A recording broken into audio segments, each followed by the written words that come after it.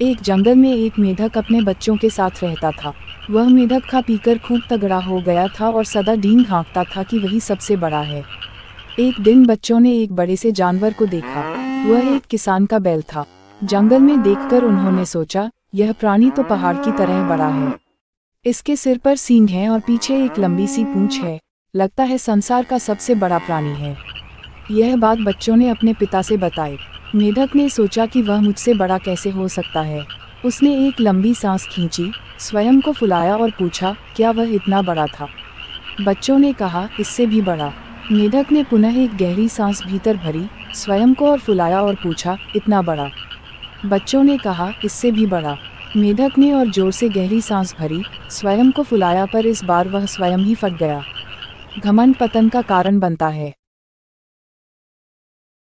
एक समय की बात है, एक लोमड़ी जंगल में घूमते घूमते एक कुएं के पास पहुंची। कुएं के चारों ओर दीवार नहीं थी। लोमड़ी ने ध्यान नहीं दिया और भीतर गिर गई। हालांकि कुआं बहुत गहरा नहीं था, पर लोमड़ी बाहर नहीं निकल पा रही थी।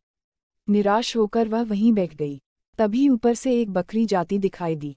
बकरी ने लोमड़ी को कुएं में देखकर पूछा, अरे बहन, तुम भीतर क्या कर रही हो? लोमड़ी ने कहा, बकरी बहन, तुम्हें पता नहीं है, शीघ्र ही भयंकर सूखा पड़ने वाला है। यहाँ कोई और आए उससे पहले ही मैं भीतर आ गई। कम से कम यहाँ पानी तो है। तुम भी क्यों नहीं भीतर आ जाती हो? बकरी ने सोचा कि लोमड़ी बहुत अच्छी सलाह दे रही है और वह भी कुएं में कूद गई। बकरी के कुएं के भीतर पहुंचते ही लोमड़ी उछलकर बकरी की पीठ पर चढ़ी और फिर बाहर निकल आई। उसने बकरी से कहा, अलविदा बहन, मैं तो चली, और लोमड़ी सिर पर पैर रखकर भाग गई। शिक्षा, आंख मूंदकर विश्वास।